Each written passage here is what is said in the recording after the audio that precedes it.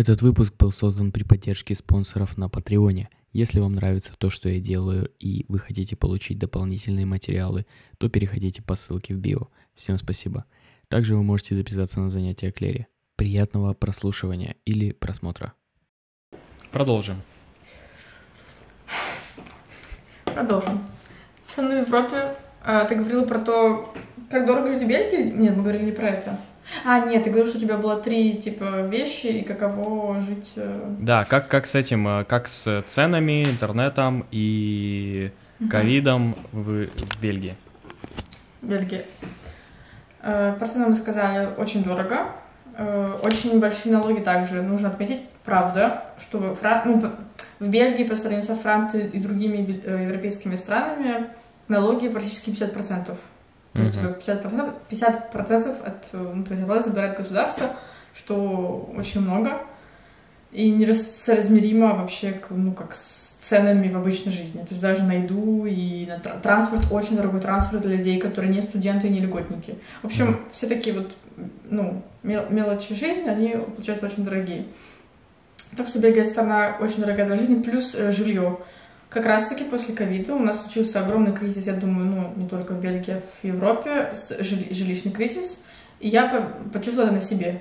Я 5-й раз уже переезжаю, реально, то есть без шуток, это мой 5-й переезд в Бельгии, и это был один из самых сложных, потому что если раньше за 600 евро я могла снять плюс-минус нормальную студию, сейчас за 600 евро я еле как нашла сожительство. В хорошем доме, в хорошем районе и так далее, но 580 евро за сожительство это довольно дорого. Раньше за комнату.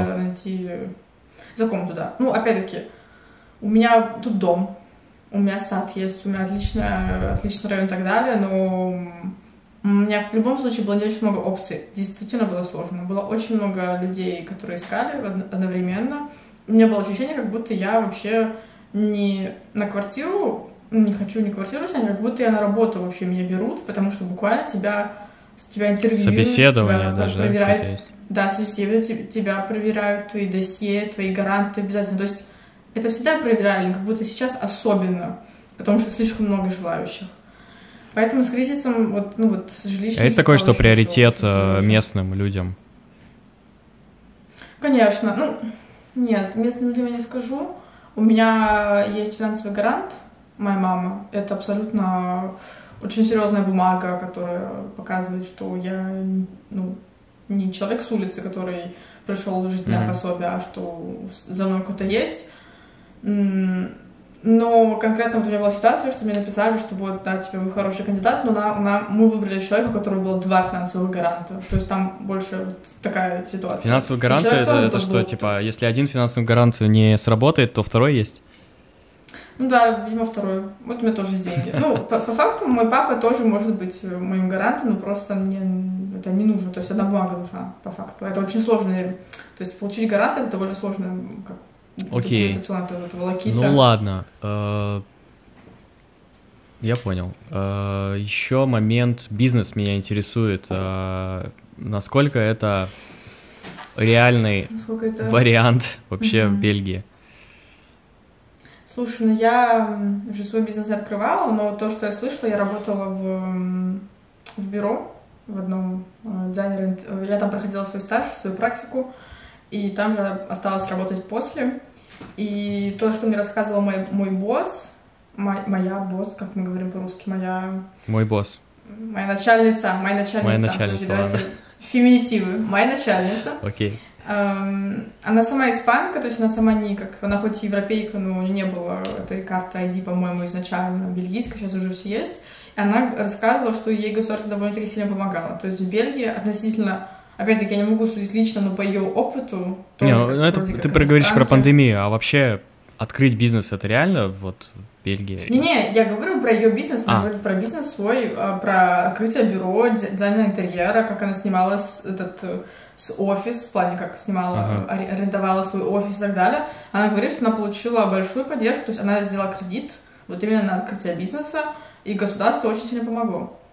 И она говорит, что в Бельгии государство помогает. Опять-таки, сказать нет, я не могу, сказать да, я тоже не могу, но человек, с которым я работала, на которого я работала, и которому я платила деньги, все, ясно, она говорила, ясно. что все было нормально. А что с интернетом? У вас есть безлимитный интернет? Нет, нет, есть. Во Франции есть. Я сегодня с Джоном мы общались, с Жаном, он сказал, что у него есть, стоит 30 евро. Безлимитный мобильный интернет. Вот, да, безлимитный мобильный интернет. У меня мобильного нету, безлимитного, у меня я плачу 16 евро за 20 гигабайтов. Ну это нормально. На Кипре было 15 евро за 3 гигабайта. У меня такое раньше было. Хотя, стоп, что я тебе рассказываю? Может быть, у меня не 20 гигабайтов. Но у меня, да, был какой-то, я платила, по-моему, 15 евро за 2-3 гигабайта. Это моя была обычная... То есть ты им не пользовалась по-моему, сейчас мне... почти никогда? Потому что 3 гигабайта, если им пользоваться, это 2 дня. Ну, мы особо не пользуемся здесь мобильным интернетом так часто, мне кажется.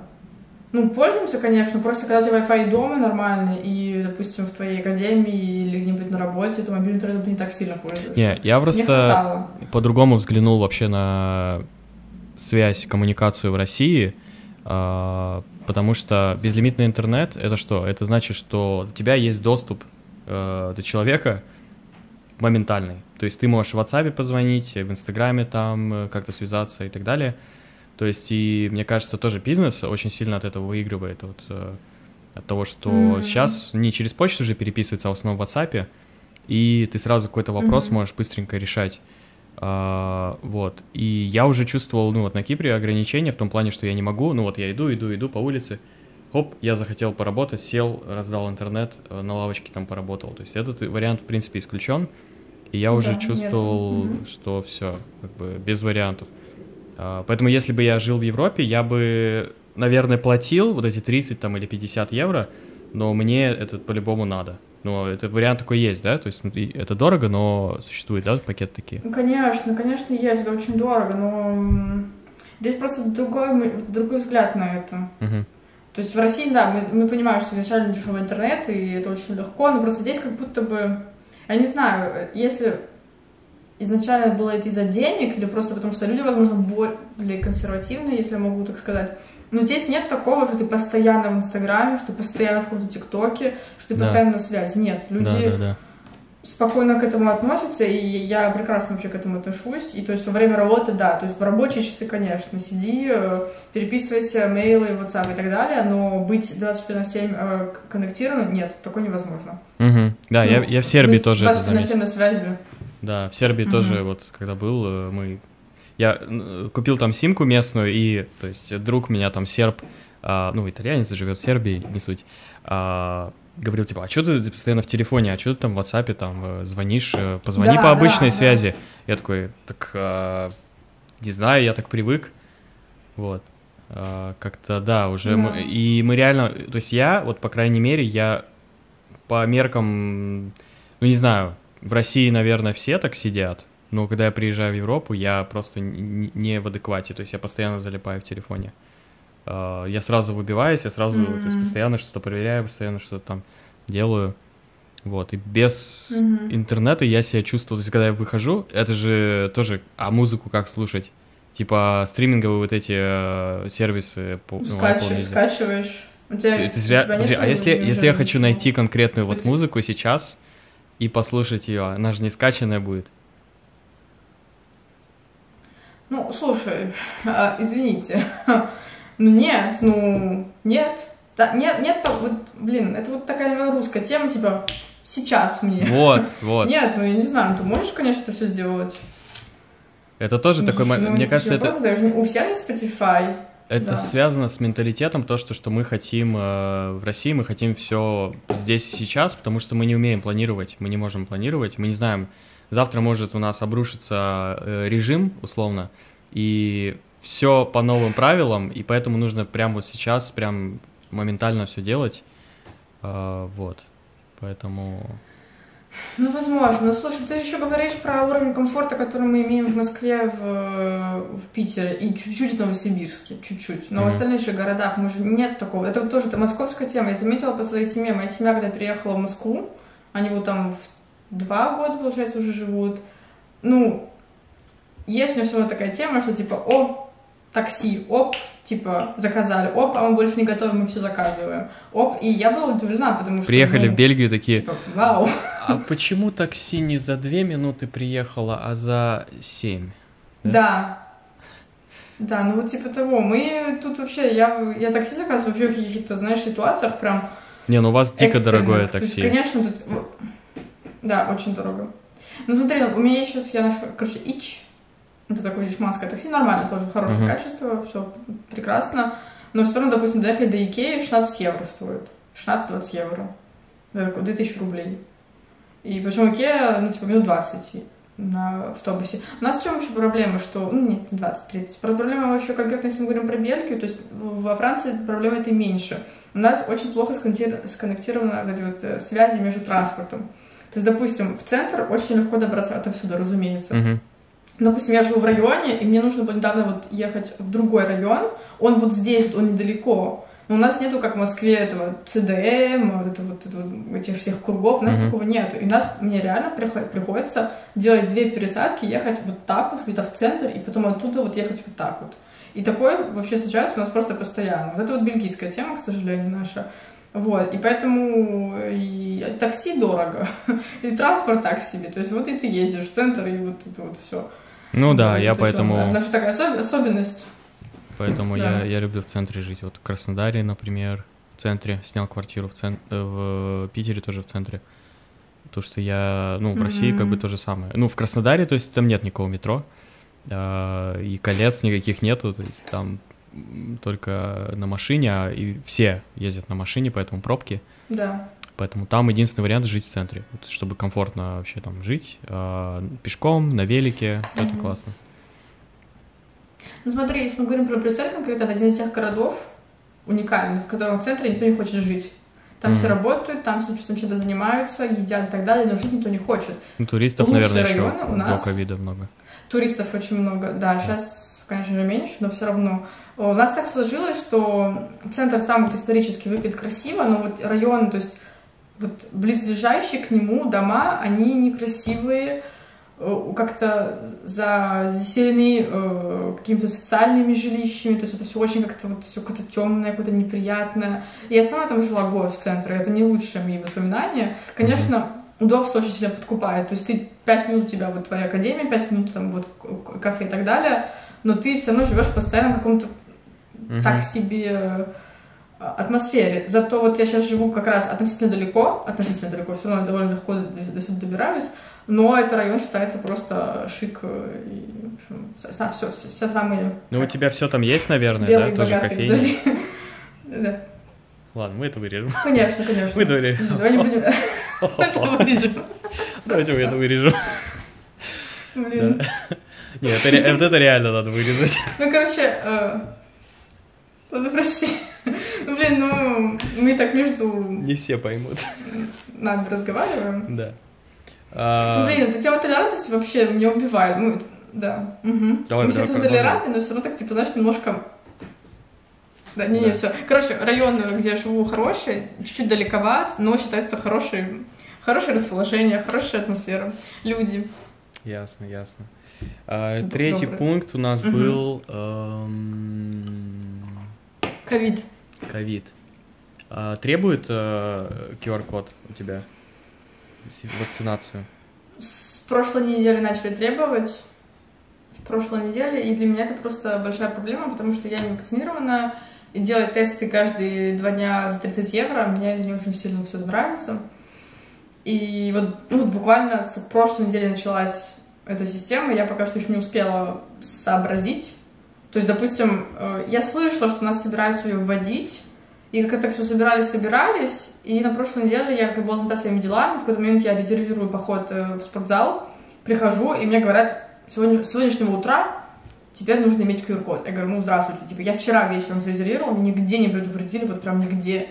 И мне говорят, что, нет, все, типа, до свидания. И вот, для меня это было столкновение с реальностью, с новой, и оказалось, что я даже решила, ладно, фиг с ними, со спортзалами, я начала вообще сейчас ходить на танцы, то есть у нас такая система, что на танцы можно с масками вроде как, потому что это не спортзал, спортзалы нужно с этим, с QR-кодом, в музее теперь тоже нужно с QR-кодом, и я сидела буквально вчера на паре, то есть мне мой финальный проект, вот мой диплом, он будет по реаménagement музея. И мне в этот музей нужно сходить по учебным целям. Я не могу туда пойти, если не сделаю тест. То есть поход в музей будет мне стоить 30 евро по учебным целям. И, разумеется, никто не будет оплатить. И как бы, мне это не жалко, но просто на каждые 2 дня делать тест тоже не вариант. Подожди, и... это вот теперь... единственный вариант, если ты не вакцинирован, каждые 2 дня делать тест и ходить по всем этим.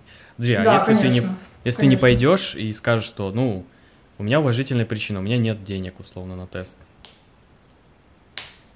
Ты не идешь в музей, ну, я же, как... Это же сказало государство. Я же прекрасно понимаю, что самим этим людям, допустим, сейчас у нас в кафешках то же самое, им это нафиг самим не нужно. Конечно же, всем бизнесменам им хотелось бы, чтобы к ним приходило больше людей, было меньше проблем. Но они не могут себе позволить тебя пропустить, потому что проходит инспекция увидит, ну, таких вот людей, как я, которые, а вот мы не могли, но все равно пошли. И будет и штраф и мне, и этому человеку, который меня впустил, и это никому как бы, ну, никому. Ну, ясно. Ну, ты, то есть, не хочешь просто пропускать вот эти все мероприятия, музеи, и поэтому... А вакцинироваться? Вариант? Ну, я не могу себе не позволить это не сделать. Ну, получается, что да. Ну, вот я первый раз сейчас, вот первую неделю я задумалась, что вакцинация. Вот первую неделю. То есть не потому, что ты хочешь вакцинироваться, а потому все... что просто жизнь будет проще с сертификатом. Не то, что жизнь будет проще, а просто жизнь будет. Ага. Будет у меня. Потому что, ну, иначе ты нигде не сядешь, ты не пойдешь в музей, ты не пойдешь в зал, ты ничем не сможешь больше заниматься. И мне это все очень сильно удручает, разумеется, потому что это, ну, тебя вводит в это. То есть я считаю, опять-таки, господи, это такая тема сейчас вообще опасная, но мне 22 года, я ни разу не заболела. Я ни разу за все эти 2 года не заболела ковидом. Ну, либо в какой-то настолько сильной форме, что я не заметила даже, еще раз тючу. И тючу, это же да. Наговорю, конечно. Это русская традиция, стучать по дереву и плевать. Почему я должна... Да. Почему я должна идти вакцинироваться? Я вообще, вот, я изначально, я не помню, мы об этом еще не разговаривали. В чем моя мотивация? Мне 22 года, я хочу иметь детей в 25. То есть мне говорят, если вы будете вакцинироваться Pfizer, 2 года, пожалуйста, не имейте детей. Окей, но если я захочу через 2 года иметь детей, 24 года. Ничего себе, я не знал. Типа, а вдруг я тоже хочу детей через год-два? Или это у девочек есть так только? Такая... Нет, у мужчин тоже. Там же просто наша фертильность понижается. По-моему, фертильность даже для мужчин, для женщин. В общем, там то ли сперматозоидов меньше становится, то ли чего-то еще. Что-то очень сильно понижается. И мне это не... Конечно, ну, мне это нормально, что я опасаюсь. Это мое здоровье. Плюс у меня еще склонность генетическая к тромбозам. Конечно, я сомневаюсь, что я там вот сделаю вакцину и все, там послезавтра помру от тромбоза. Я думаю, что такого не случится, но... А если я забеременею плюс тромбоз, я не знаю просто. Ну, тут нет никаких гарантий, меня это пугает, вот и все. Поэтому меня удручает эта вот ситуация, но я решила, что... Как решила? У меня нет выбора. Я пойду к врачу, я буду с ним разговаривать, и какую лучше поставить, чтобы было меньше вреда. Приезжаем в Россию ставить спутник. Будет.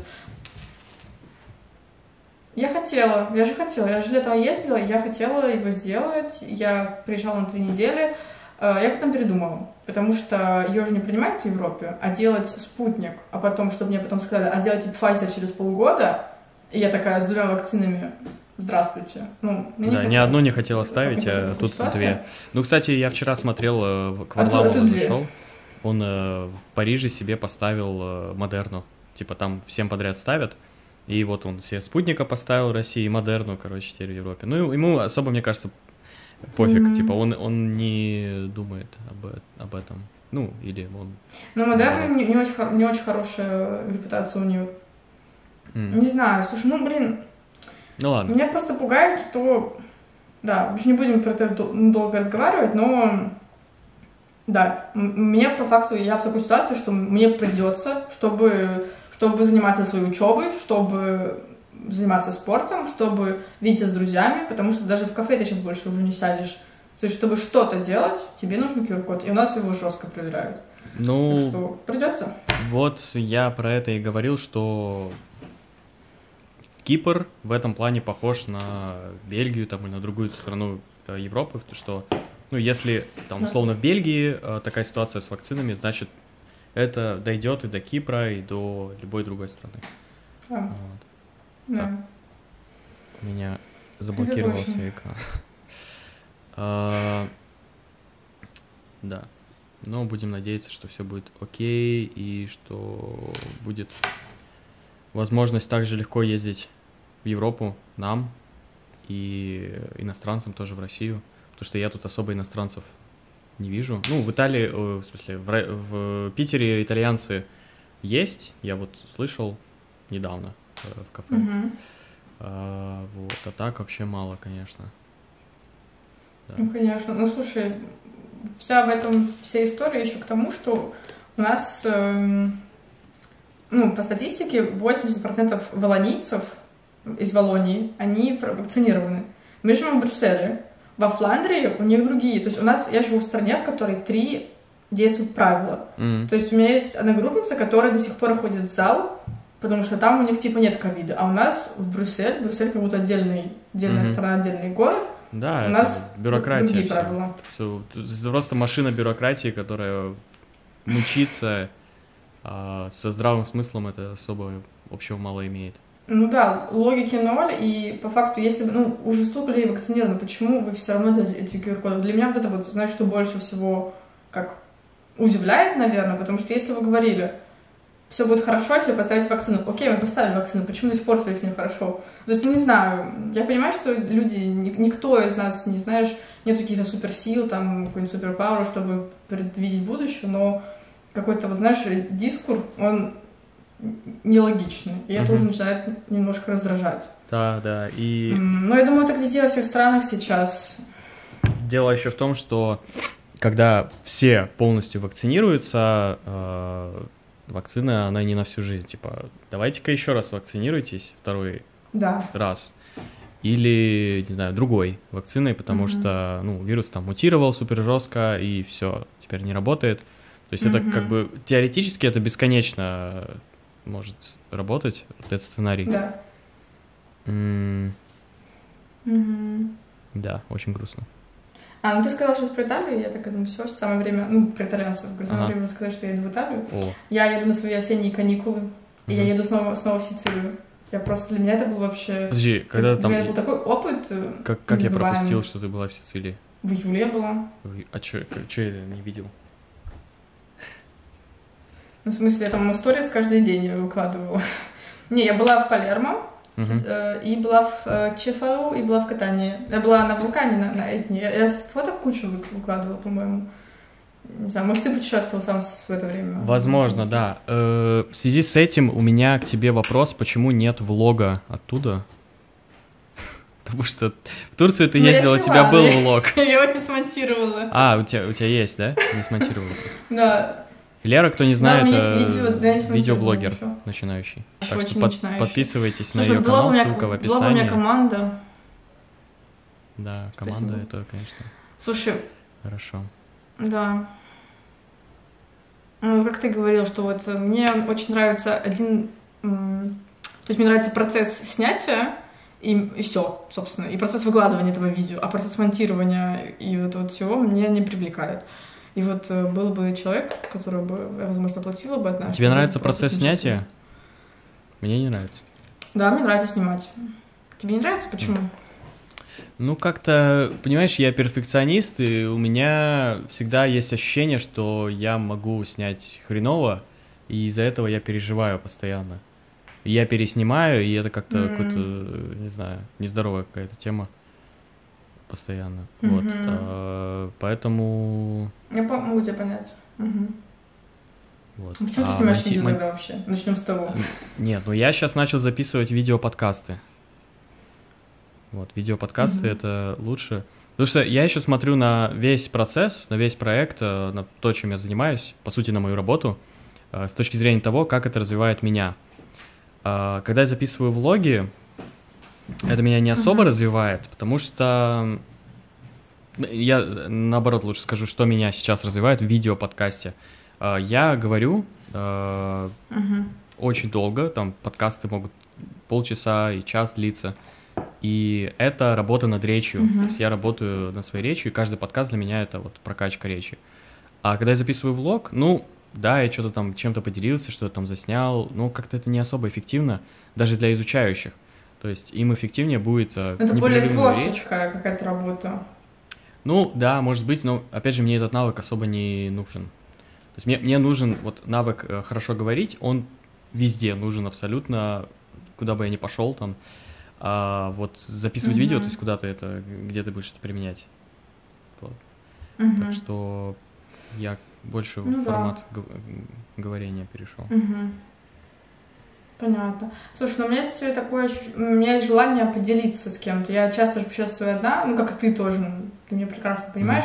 И мне как будто хочется запечатлеть этот момент, чтобы самой себе потом вспомнить. И просто с людьми поделиться, которые, ну, не знаю, для меня просто Сицилия была невероятно открытой. Мне так хочется и хотелось, чтобы люди посмотрели на это, когда я смонтирую видео. Я надеюсь, что люди посмотрят. Вот, но... Да, это такое больше, знаешь, вот как sharing is caring, своим утвердительным акцентом. Но это прям действительно вот для как портаж.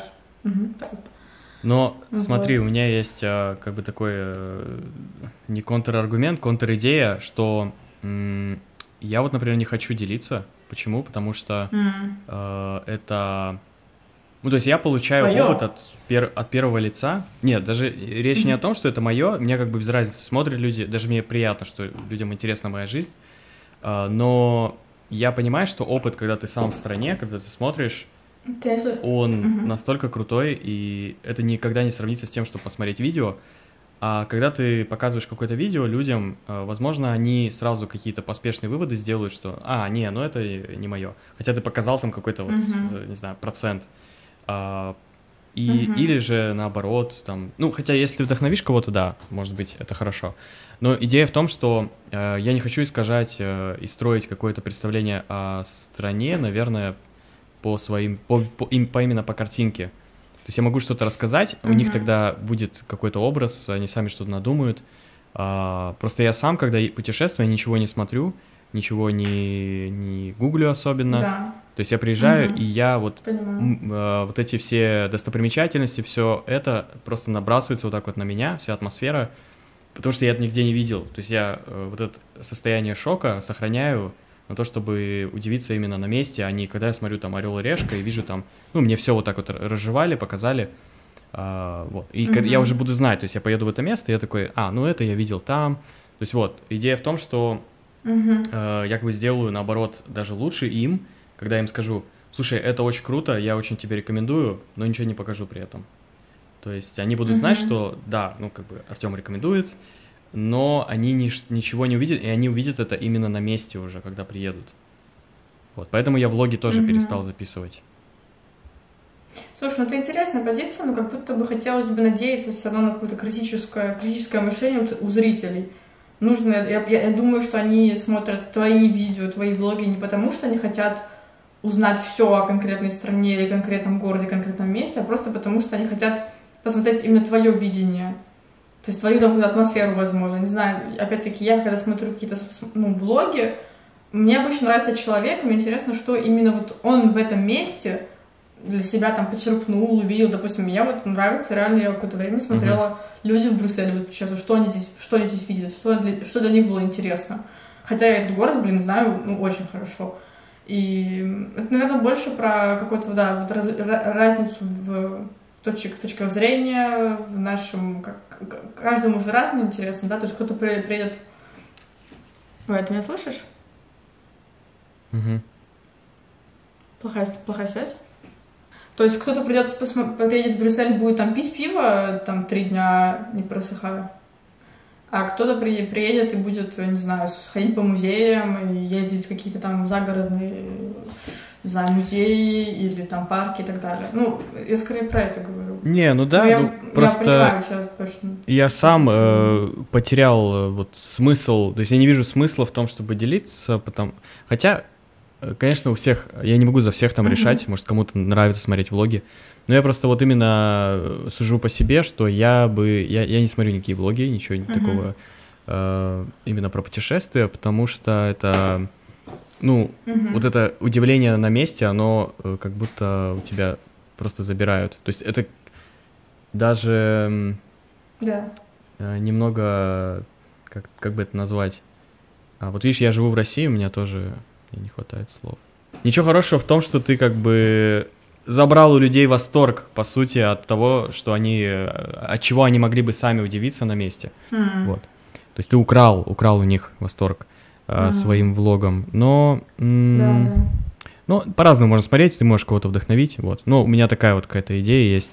Ну и в целом просто я перешел к подкасту, потому что я сам не могу смотреть видео длиною там дольше, не знаю, ну, зависит от, конечно, видео, но в основном дольше 30 минут я не буду смотреть, а подкаст я могу слушать там хоть сколько в процессе там. Да. Так что для изучения, ну, все-таки это проект для изучения русского, такой формат больше подходит. Ну, я как-то могу больше там сказать, не чувствую рамок каких-то. Вот. Да. Но было бы круто, вот видишь, ты говоришь, что интересен человек. Потому что... Было бы круто смотреть на твои влоги, про твою жизнь. Вот. И, кстати, да, Инстаграм, он, по сути, это и есть новый влог. Люди, все влогеры сейчас, по сути, через Инстаграм. Это такой простой вариант. Тебе не нужно ничего монтировать, ты каждый день что-то там выкладываешь. Ну вот да, поэтому мне так и нравится Инстаграм свой вести. Я же постоянно какие-то сторис выкладываю, какие-то там фотографии. Именно привлекает легкость. То есть тебе не нужно там долго, час это видео загружать, тебе не нужно невероятно долго монтировать его, там звук улучшать. Ты просто скинул какой-то сторис, там 10 секунд, и все, и человек уже увидел там где-то что-то и как-то, ты уже эту эмоцию как бы дал ее, отдал. Вот. Передал. Передал, да. Но YouTube все равно интереснее, потому что это серьезно. То есть там можно было сделать более серьезные какие-то видео, более серьезные. Да. Ну, они долгоиграющие такие. Да. На несколько лет. Да, и там можно раскрыть какую-то тему, опять-таки, да, потому что сторис просто ты вот здесь всю секунду что поделился и пошел дальше. А все-таки в видео ты что-то хочешь сказать. Да, то есть либо это какой-то сюжет интересный, либо это какая-то эмоция, либо, не знаю, ты что-то хочешь объяснить людям. То есть, в общем, на самом деле много что можно сделать. Да, мне просто бы, наверное, решить, как расставить приоритеты, возможно, и однажды я к этому приду на постоянной основе, но мне сложно пока что прийти, знаешь, к какому-то вот регулярному монтированию и выкладыванию. Ну, это интересно очень, да. Слушай, не знаю. Вот был бы кто-нибудь со мной еще, знаешь, который бы меня пинал бы и говорил, вот давай, было бы здорово, а так пока что никого нет. Ну, я тебя регулярно говорю, типа, давай, записывай. Ну, ладно. Это правда. Ну что, потихонечку будем закругляться. Мы где-то на час уже поговорили. Ну, мы говорим с тобой уже часа 3, наверное, потому что камера то выключалась, то это. Ну да, на час мы говорили. Да, было очень интересно. Давай, было бы здорово почаще записывать такие подкасты. Вот. Слушай, да я только с удовольствием. Как раз-таки тема та, которую я сейчас говорила, если бы кто-нибудь писал, ой, Лера, давай запишем подкаст, я такая, давай, только камеру заряжу, и все. Ну, давай спросим, вот я не знаю, получится ли интересно, но если получилось кому-то интересно, пусть нам скажут внизу. Вот там внизу. Да. Стоит ли нам почаще разговаривать, может, какие-то более, знаешь, более специфические темы. Вот мы с тобой говорили, может, про деньги поговорить, вообще про это отношение, в общем, про какие-то, возможно, более конкретные темы, а не про какие-то большие темы, типа и Европа, иммиграция, в общем. Обо всем просто. Ну, сегодня, такой формат общий. Когда нам ждать новый видос? У тебя, говоришь, в Сицилии будет видео, намечается. Еще что-то будет? Так, хорошо, давайте. У меня есть, на самом деле, без шуток. У меня есть много видео с моей поездки в Париж, с поездки в Германию. Я этим летом очень путешествовала. У меня есть видео с поездки в Сицилию. И вот сейчас у меня будут каникулы, я пойду снова в Италию. И, возможно, там я еще наснимаю, и у меня будет новое видео. Возможно, будет новое видео. В общем, вот так вот я скрещиваю пальцы, что я это смонтирую.